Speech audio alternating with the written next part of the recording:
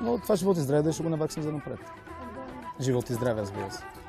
Освен, че обещава да навакса пропуснатото в личен план, Ангел Джамбазки се надява и да сбъдне най-съкровенната си мечта. В Вамировския пенсионерски клуб в Охридското езеро да играе шах и табла с другите проклети старчета и да гледаме как националното знание се отразява в Охридското езеро и на българо-албанската граница 50 км по-надолу да има размирици. Това е по Вазов, между другото.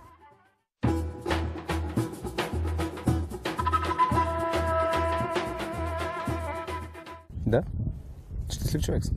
Да, понякога ме боли главата, кара ми се викам, крякам, но по принцип чувствам се добре от това, което правя.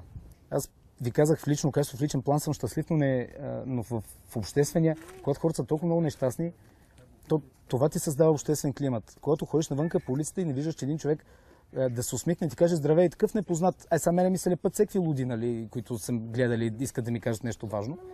Повече от тях са ухилени, ама това не е от радост, от рухналото здравеопазване.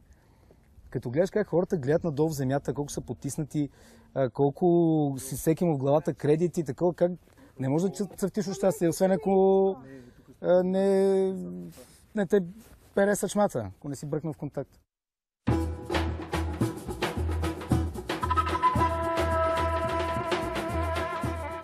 Горда стара планина, до ней Дунава синей, слънце Трахия огрява над Пирина.